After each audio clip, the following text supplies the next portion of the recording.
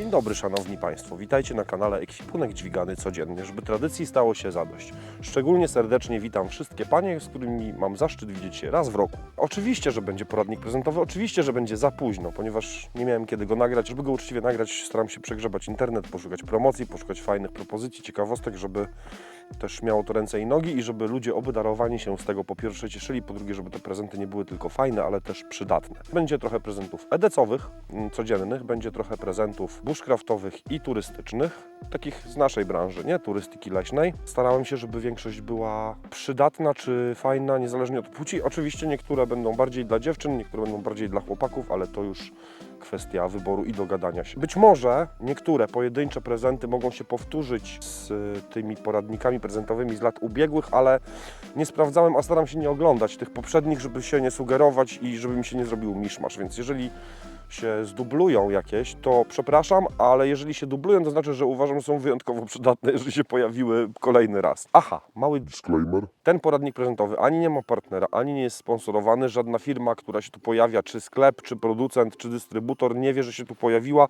ani mi za to nie zapłaciła złotówki. Żeby była jasność. Oczywiście mogę kłamać, bo mam kanał na YouTubie. Sporo z tych rzeczy to są rzeczy, których sam używam. Albo wiem z pewnego źródła, że są fajne, bo na przykład któryś z chłopaków używa i tak dalej. To tak gwoli wyjaśnienia. Nie ma wielu drogich prezentów. Najwięcej jest pewnie takich w granicach 100, od 100 do 200.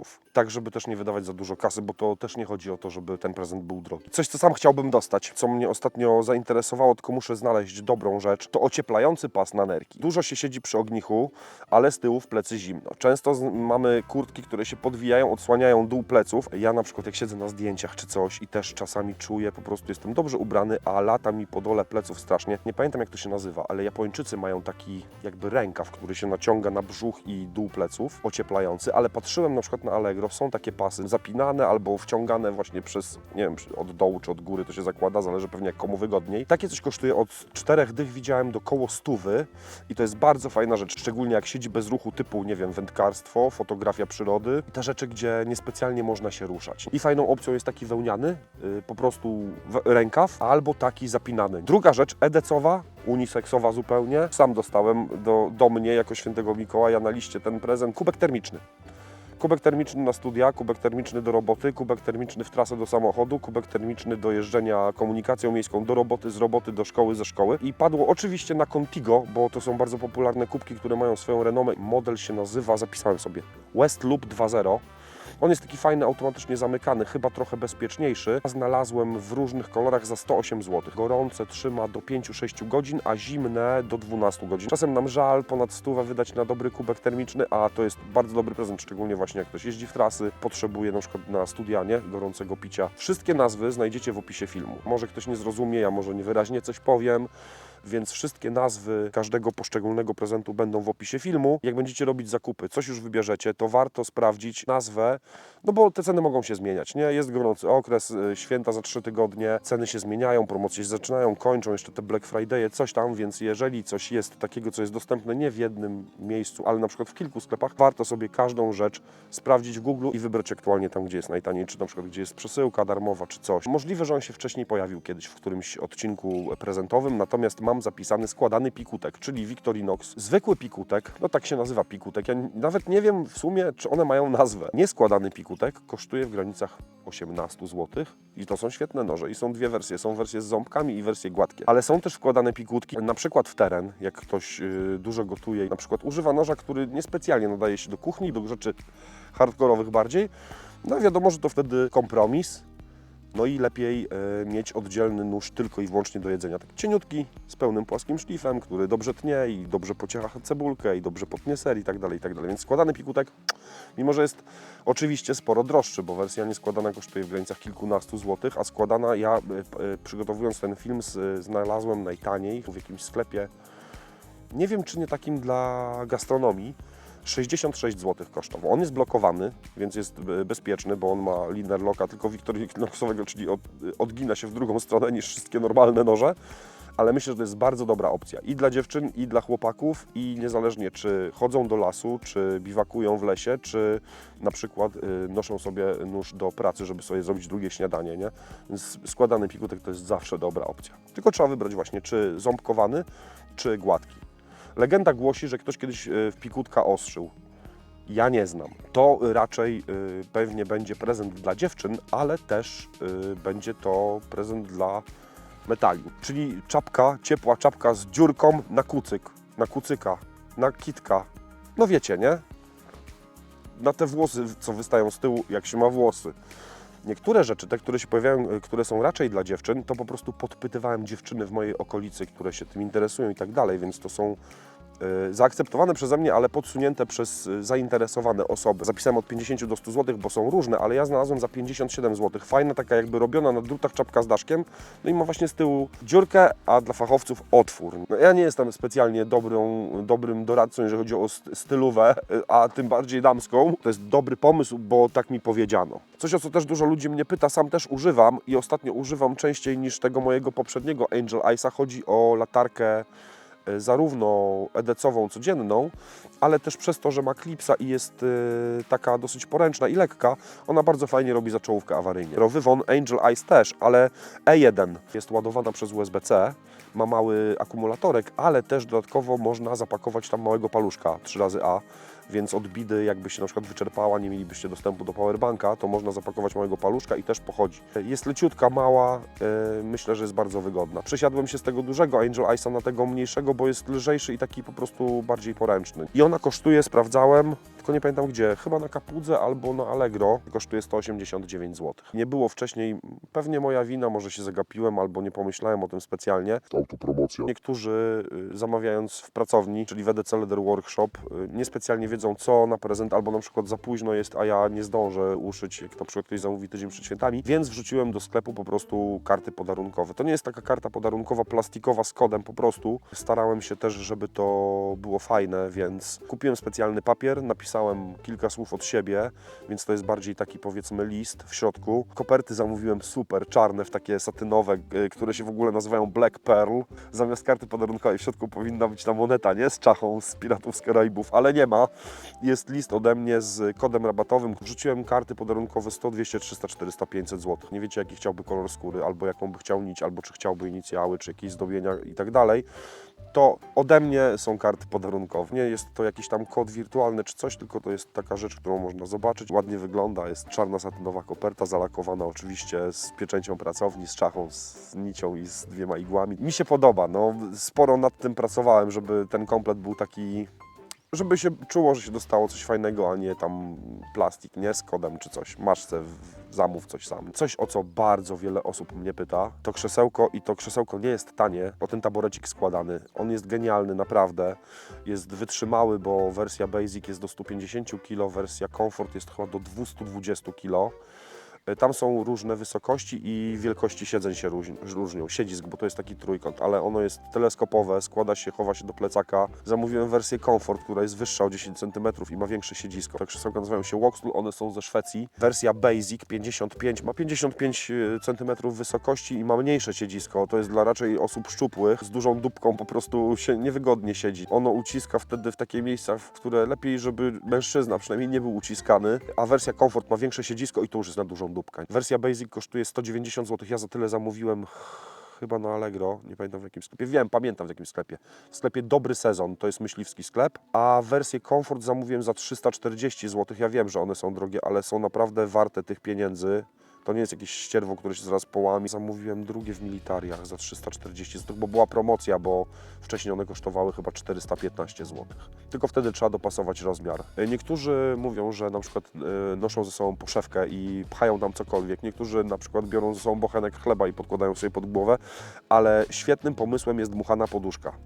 Lepszym pomysłem niż zwykła dmuchana poduszka jest poduszka dmuchana, która jest w takiej poszewce, która jest trochę miękka i pluszowa w dotyku. Sprawdziłem i bardzo fajną opcją i też ją znam, jest poduszka w Decathlonie, prostokątna, zwykła, ale też jest właśnie w takiej poszewce, którą przede wszystkim można zdjąć i wyprać, a po drugie jest właśnie taka milsza w dotyku i przyjemniejsza. I ona kosztuje 69 zł w tej chwili. Dużo osób pytało mnie o ten mój strój kamuflażowy, on się nazywa Leafy, to jest ubranie z siatki, spodnie i bluza, do tego są jeszcze rękawiczki i kominiarka. I rękawiczki mi się szybko podarły, ale kominiarki i tej góry, kurtki takiej siatkowej używam do zdjęć. Jeżeli na przykład twój chłop albo twoja baba robi fotki albo potrzebuje kamuflażu, to jest dobra opcja. Ja to zamówiłem z AliExpressa i kosztowało cały komplet w granicach 100.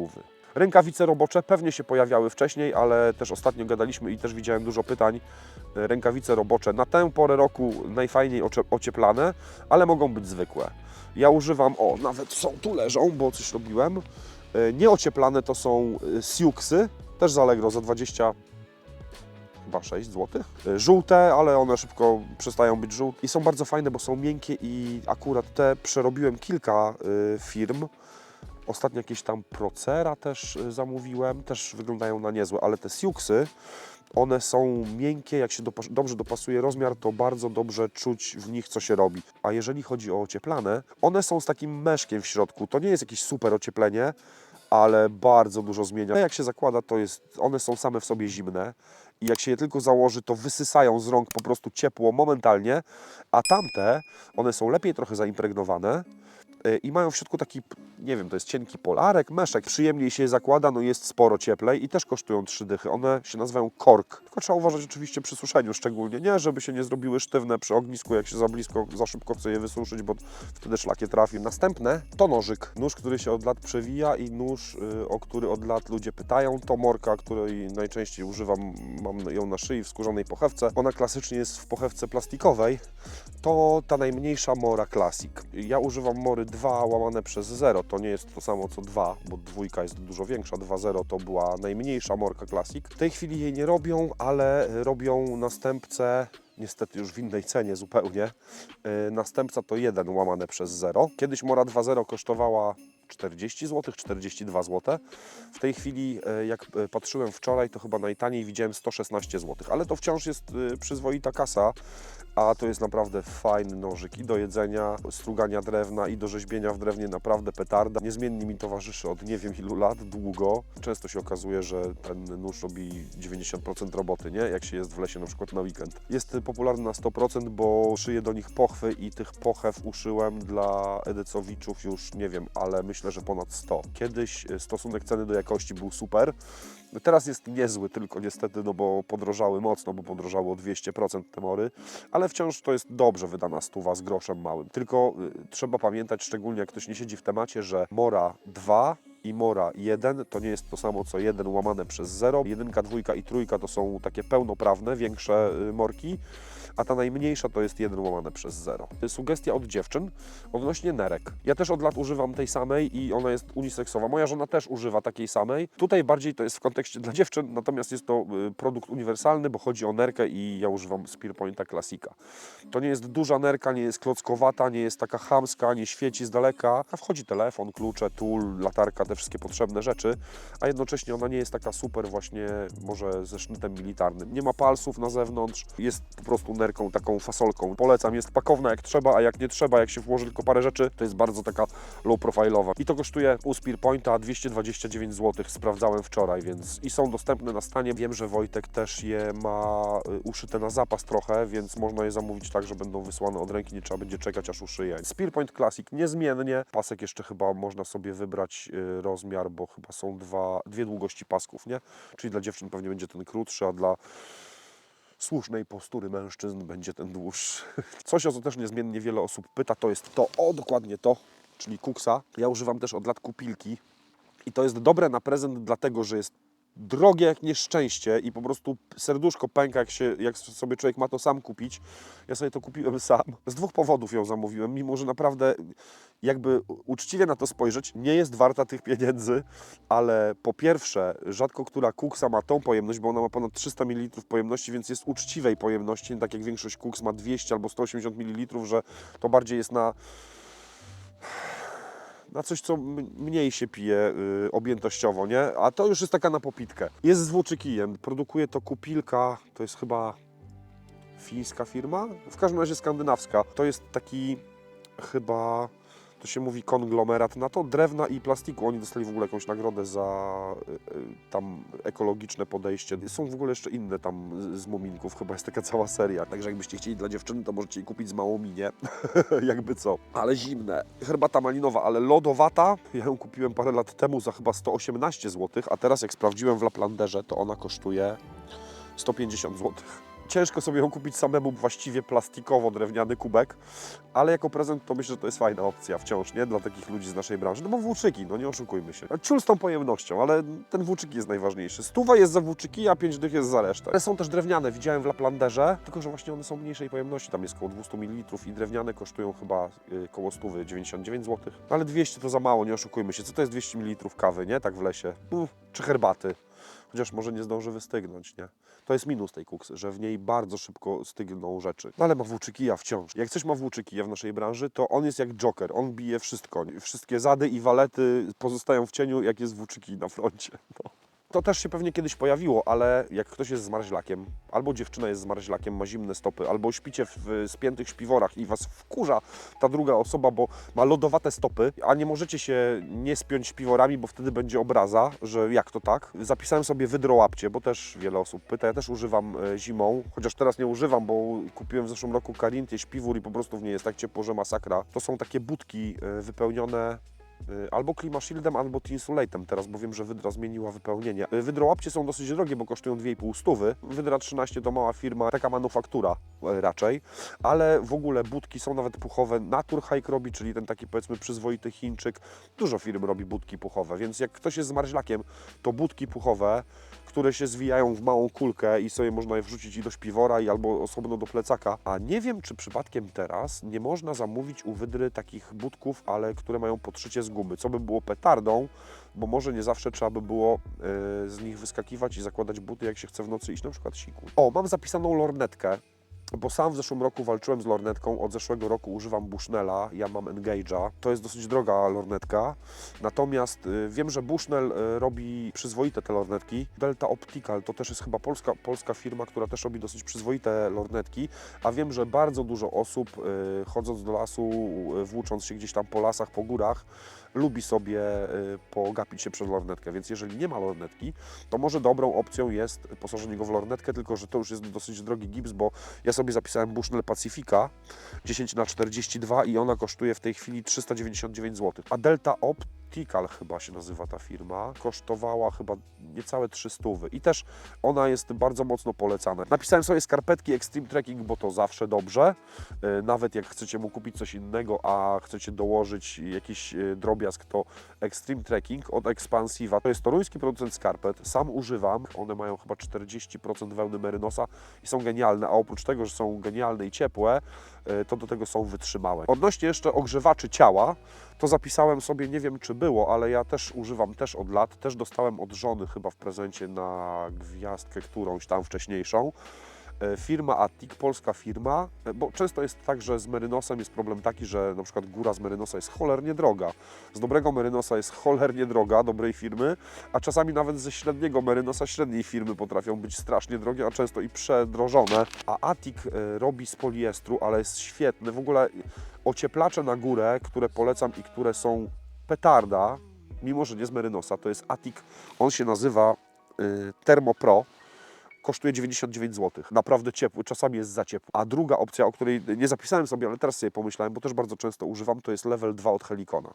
Też poliester, zapinana z golfem, rozpinana nie do końca, tylko tak do mostka. Nie pamiętam ile kosztuje, ale też kosztuje około 120 zł, jakoś tak. Level 2 teoretycznie jest drugą warstwą, ale ja często jej używam jako pierwszą warstwę. Ma wysoki dosyć golf, jest zapinana, więc jeszcze do tego jakiś baw czy coś i w ogóle naprawdę robi robotę. Jedno i drugie mi się sprawdza długo, jest noszone non-stop, jest prane non-stop, nic się z tym nie dzieje. Już jesteśmy blisko końca, spokojnie. Zapisałem sobie kultową rzecz z Decathlona albo z Decathlonu, która się przewija na grupie, przewija się wśród ludzi, którzy chodzą, biwakują i tak dalej. To jest czajnik turystyczny, stalowy, o pojemności 1 litra, kosztuje 49 zł, jest super. Eagle Products jest super, ale jest drogi. Są te tytanowe, jakieś tam różne i one są sporo droższe niż ten decathlonowy, a ten decathlonowy ostatnio nawet miałem okazję używać, bo Mati go sobie kupił i żeśmy go używali nad Wisłą. Petarda i kosztuje 49 zł. I to jest bardzo dobrze wydane 49 zł na czajnik, taki, który można używać na kuchence, na ognisku i tak dalej, i tak dalej. W kontekście rzeczy edecowych miałem ostatnio nawet okazję robić do niego poucha. Firma jest niedoceniana, a jest przyzwoita. Ja mam co prawda inny model. Chodzi o Soga, o Multitoola Soga.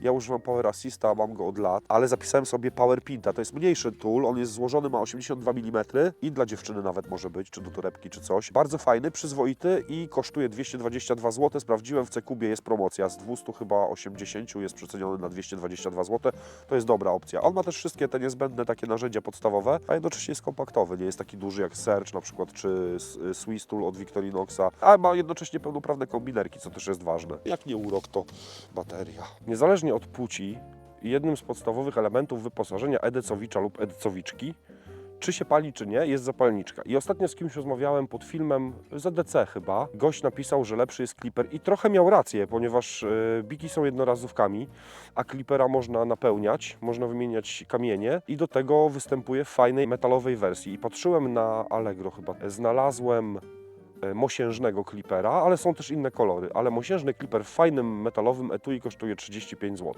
I jest faktycznie, można go napełniać gazem, bo to zapalniczka gazowa, normalna, nie benzynówka. Zresztą o benzynówkach kiedyś też rozmawialiśmy, o Cipo chyba też w kontekście prezentów. Też jest fajna, też można ją personalizować, wygrawerować, coś i tak dalej. Fajna, taka klimatyczna i kultowa, ale klipery też chyba są kultowe. W kliperze jeszcze można wyciągnąć kółko z kamieniem, i może robić samo kółko z kamieniem może nie za bardzo efektywne, ale jednak krzesiwo. Kliper faktycznie mosiężny, w mosiężnym, fajnym etui, takim etui może nie, opakowaniu, bo to nie jest etui, tylko opakowanie prezentowe można powiedzieć. Jeżeli na przykład budżet jest mniejszy, to kliper to jest bardzo dobry wybór. I to nie tylko dla palacza, fajki czy fajek, ale w ogóle, żeby mieć przy sobie. Zapalniczka gazowa, jeżeli się nie pali, ma więcej sensu niż benzynówka jakakolwiek, no bo benzynówki parują i może się okazać, że jak będzie potrzebna, to będzie pusta po prostu i sucha. Teraz będą książki. Zapisałem sobie kilka. Ray Mears, ikona bushcraftu, znany chyba wszystkim, którzy się interesują branżą. Napisał książkę Bushcraft i ona jest mega trudno dostępna. Ja ją kupiłem kiedyś, nie wiem, kilkanaście lat temu. Ona była super popularna, można ją było kupić właściwie w większości księgarni internetowych, takich, które gdzieś tam miały książki z branży. Czasami jak się teraz pojawi gdzieś tam na necie, na przykład używka na Allegro, to potrafi kosztować 400. Ale ostatnio znalazłem, sam zresztą zamówiłem, bo chcę zobaczyć, jest Essential Bushcraft Raya Mearsa, na Amazonie znalazłem za 92 zł. To jest książka po angielsku. Chyba w ogóle nie było polskiej wersji językowej, niestety, tak jak na przykład Bushcraft Morsa Kochańskiego. Firma, która jest właścicielem praw autorskich, chyba nie była w ogóle zainteresowana tłumaczeniem na polski, więc no jesteśmy mało chyba interesującym rynkiem, jeżeli chodzi o ten temat. Reasumując, jeżeli człowiek, który ma być obdarowany, radzi sobie po angielsku, na przykład z książkami, to Essential Bushcraft jest dostępny, jest Raya Mearsa, ikony Bushcraftu. Sam jej jeszcze nie czytałem, bo dopiero czekam, będzie chyba we wtorek. Myślę, że to akurat można polecić w ciemno. Zapisałem sobie z książek jeszcze też klasykę Lesa Strauda, Przetrwać wszystko. Są dostępne, zapisałem sobie, że jest za 62 zł w Empiku. Les Stroud też znany człowiek od survivalu. Są takie ikony bushcraftu czy survivalu. Myślę, że właśnie no Mors Kochański oczywiście. Jak znajdziecie książkę, jak ktoś sobie też radzi po angielsku, książkę Morsa Kochańskiego Bushcraft albo jest Boreal Bushcraft, chyba też jest książka. To są dwie różne, w różnych chyba momentach napisane. Świetna sprawa. No ale po angielsku tylko i wyłącznie, albo w innych językach, ale w polskim nie ma.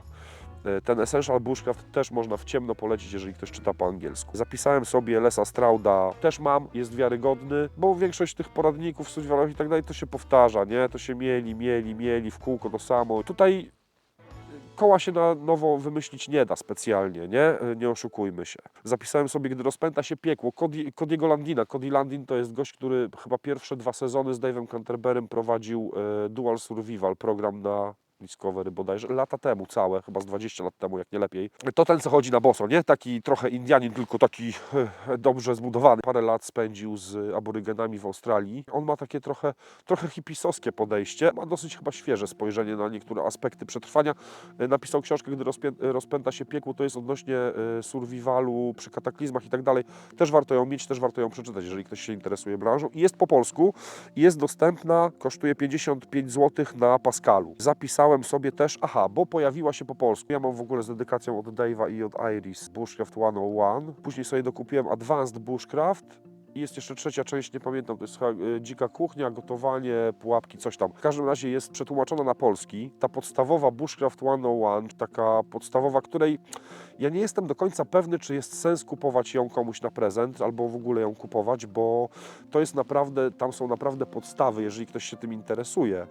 i gdzieś tam coś przeczytał, popatrzył sobie na blogach, pooglądał parę filmów na YouTubie, to ja się martwiłbym, że nie znajdzie tam wielu ciekawych rzeczy w tej książce, w tej podstawowej. Natomiast w tej zaawansowanej, część rzeczy w ogóle się powtarza z podstawowej. Ja nie widziałem tej po polsku, ale czytałem oryginalne wersje. Gdybym ja miał kogoś obdarować, nawet początkującego, to nie kupiłbym mu tej książki Bushcraft 101, tylko kupiłbym mu Advanced. Jest sporo rzeczy, które się powtarza z 101, ale są rozwinięte i są rzeczy takie, na które może nie nadzieje się człowiek od razu, więc fajnie je po prostu mieć w książce. Jeżeli mówimy o książkach Dave'a Canterbury'ego, to poszedłbym ona się nazywa Bushcraft po polsku, Bushcraft dla zaawansowanych, sztuka przetrwania w dziczy. Jest dostępna, kosztuje 49 zł, w Laplanderze ją znalazłem. Wiecie, jak ktoś się zaczyna interesować, to i tak tych wiadomości zdobywa dużo. Te podstawowe przychodzą łatwo zostają, to nie są trudne rzeczy. Jak się człowiek tym interesuje, to mu to zostanie w głowie i może być zawiedziony tym, co jest w tej 101. A ten Advanced, on jest dużo bardziej wartościowy moim zdaniem i po prostu też się przyda już na zaś. To tylko moje zdanie, ja mogę się mylić, pamiętajcie, tym bardziej, że to też niektóre rzeczy ciężko się ocenia. Ja w ogóle nie chciałbym oceniać autorów książek, też nie chciałbym oceniać wartości książek, bo nieładnie mówić, że niektóre książki są kiepskie i nie warte przeczytania, ale na pewno jest tak, że wiele w tych książkach, szczególnie tych poradnikowych, takich suchych poradnikowych od bushcraftu i od survivalu, mieli się i się powtarza. One często mogą być inaczej sformułowane, niektóre zagadnienia, ale naprawdę jakby się zastanowić, to wygląda to tak, jakby AI-owi kazać, wiecie, przerobić jakąś pracę, żeby nie było, że plagiat. To zresztą zrozumiałe, to nie ma się co dziwić, no bo jak jest jakieś zagadnienie, to nie można go nie wiadomo jak rozbudowywać. No są zagadnienia takie, które można po prostu opisać tak czy siak, nie wiem, prościej, trudniej, używając języka bardziej potocznego albo bardziej technicznego, ale to wciąż będą te same zagadnienia, nie? Co jeszcze mam z prezentów? Kuchenki gazowe, bo to też się przydaje często, szczególnie na przykład w okresie letnim. Zdarza się, że ktoś powie, że biwak bez ogniska to nie biwak, nie ma klimatu, no ale jak jest trzeci tydzień, 30 stopni w cieniu, ostatni raz padało ponad miesiąc temu, to ten klimat ogniskowy może się zemścić. No ja nie mówię o przepisach, nie mówię o niczym innym, tylko mówię o zdrowym rozsądku. Kuchenka gazowa jest jednym z najbezpieczniejszych sposobów na gotowanie w terenie. Zapisałem sobie Fire Maple FMS 125. To jest dokładnie taka, jak kupiłem ja parę lat temu i się Franca nie chce zepsuć, bo kupiłem ją tylko jako łącznik między kuchenką, którą zgubiłem, a kuchenką docelową i została kuchenką docelową. Tylko ja mam FMS 106, której nie widziałem. Fire Maple to jest Chińczyk. Taki też, który robi przyzwoite rzeczy. A Fire Maple FMS 125 to jest dokładnie taka, jak mam ja, tylko ona ma taki kołnierzyk jeszcze, który ma zabezpieczać płomień przed wiatrem. No, ładnych parę lat już mi służy, niechcący. Jest w ogóle taka, no można powiedzieć, idiotoodporna. Może dlatego służy mi parę lat, nie wiem. W polskim sklepie, nie pamiętam tylko którym, bo sobie nie zapisałem, ale kosztuje 139 zł. To jest kuchenka z wężykiem. Moim zdaniem wygodniejsza, ona jest trochę cięższa, ale jest bezpieczniejsza, stabilniejsza, można na niej postawić więcej obciążenia, nie ma stresu, że się przewróci, tak jak te wszystkie kuchenki nakręcane na kartusz. Z rzeczy edecowych zapisałem sobie, on się mógł też pewnie gdzieś pojawić, ale to się często też przewija gdzieś tam w edecowych tematach. Długopis wygodny, fajny, godny zaufania i kompaktowy przede wszystkim, którego używam też od lat, już nie wiem, który mam, bo czasem ktoś mi dmuchnie, a czasem przepije niestety, bo jest kompaktowy bardzo. To Zebra Expand, ona kosztuje w tej chwili 40-45 zł. Są dwa, które uwielbiam i których używam i mam w kilku miejscach.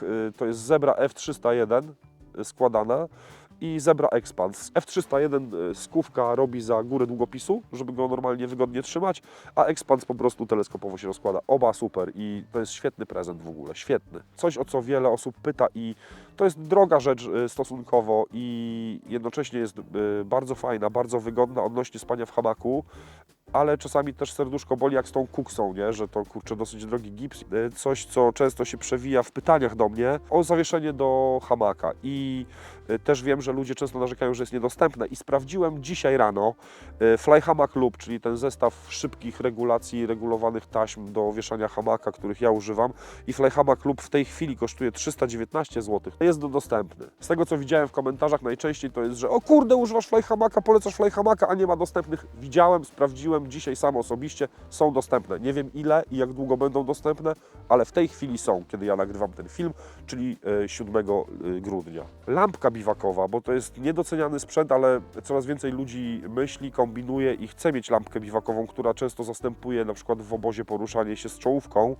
Ja używam tej, zamówiłem sobie ją z AliExpressa, kosztowała 62 zł, jest ładowana na USB-C, może być powerbankiem, ma różne kolory świecenia i różne moce i ma w ogóle, o, jeszcze ma, ojej, epilepsja, ma ciepłe, zimne światło i jeszcze do tego ma, przełączysz się, o, jeszcze ma na środku zwykłą taką latarkę, wiązkę, wiecie, 60 zł, tu ma magnes i ma jeszcze haczyk z taki karabinek, że można sobie ją powiesić na sznurku czy coś.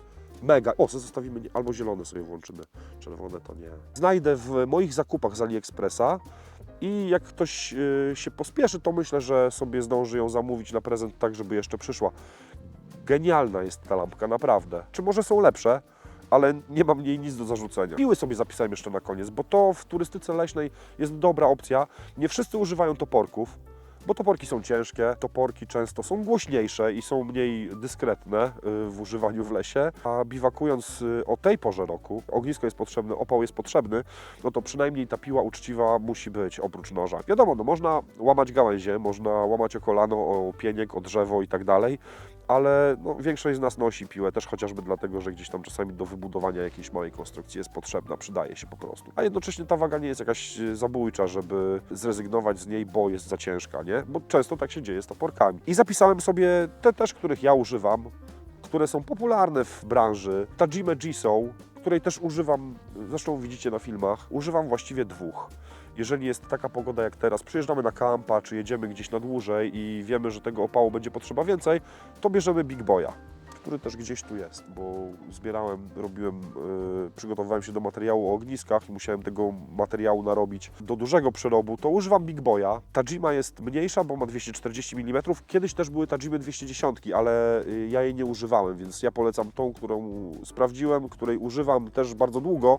Tajima Jiso 240, ona kosztuje w granicach 100 i to jest bardzo przyzwoita japońska piła. Brzeszczot jest wiotki, bo jest cieńszy, trzeba na nią troszeczkę bardziej uważać, ale świetnie się sprawdza w terenie. Jak się uważa, to będzie długo służyła i do tego ma jeszcze jeden zasadniczy plus, który jest jednocześnie minusem Silki. Byliśmy ostatnio pomagać po powodzi i ja przywiozłem dwa Big Boye w takim stanie, że katastrofa. One od tych korzeni z piachem, z tym wszystkim są nie do użytku. No i zamówiłem sobie ostatnio brzeszczot do Big Boya, kosztował 175 zł. To jest najtaniej jak znalazłem. Tragedia. A do Tajimy, oczywiście nie ma co porównywać Tajimy z Big Boyem, bo Tajima ma 240 mm brzeszczot, Big Boy ma 360. Big Boyem to można naprawdę, kurczę, drzewa ciachać na kawałki. Tajimą takich rzeczy jak Big Boyem nie przerobi, ale Tajima w zupełności wystarczy do takiego biwakowania, powiedzmy w dwie osoby, gdzieś tam na weekend. Kiedy do palenia w ognisku używa się głównie gałęziówki, nie oszukujmy się, nie robi się szwedzkich pochodni, nie robi się, nie rżnie się nie wiadomo jakich pni, to ta 240 spokojnie robi robotę. 90-100 zł kosztuje cała, a zapasowy brzeszczot to jest koszt rzędu 35 zł.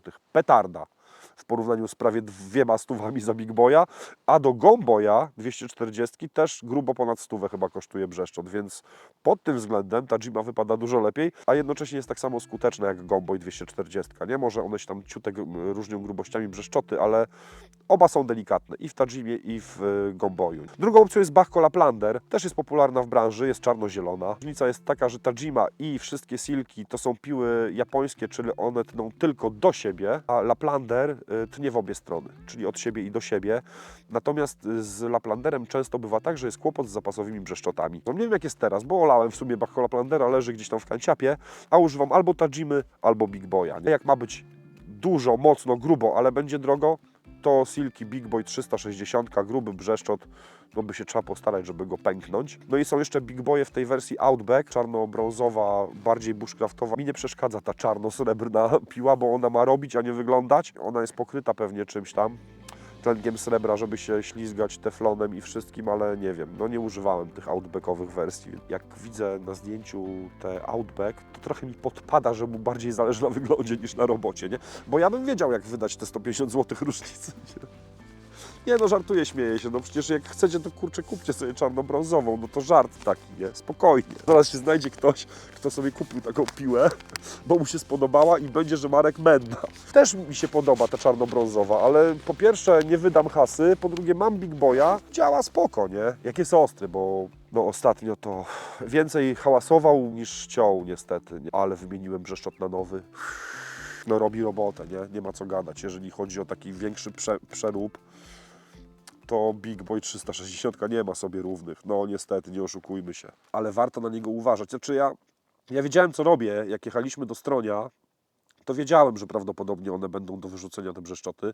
No ale się z tym godziłem, bo mieliśmy tylko jedną spalinówkę i je wziąłem po prostu, żebyśmy byli też efektywni. A tak w użytkowaniu takim leśno-turystycznym po prostu warto uważać. Nie rżnąć korzeni z piachem i tak dalej, bo jak zajedziecie brzeszczot, to wymiana jest bolesna w Big Boyu. No i tyle. W Tajimie nie. Szanowni Państwo, tradycji stało się zadość. Mam nadzieję, że któraś z tych opcji Wam przypadnie do gustu, będzie jednocześnie fajna i do tego przydatna i że będziecie sobie mogli tego używać na co dzień, albo w lesie, albo w domu.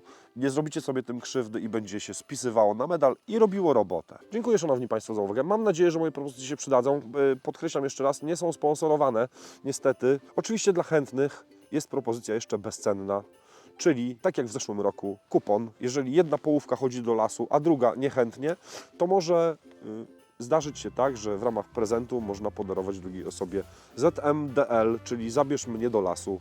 Kupon, w którym można sobie zaznaczyć, czy to może być kiedykolwiek, czy tylko jak będzie ciepło, czy w miejsce dowolne, czy tylko w miejsce, w którym ewentualnie będzie można się ewakuować do czegoś bardziej cywilizowanego i tak dalej, więc dla chętnych zabierz mnie do lasu. Jest to prezent bezcenny, jednocześnie nie trzeba za niego płacić, oprócz ewentualnie zdrowiem i życiem, jak się zdecydujecie i wybierzecie się z drugą połówką do lasu, ale myślę, że nie pozwoli Wam zginąć, najwyżej wrócicie pogryzieni albo zmarznięci.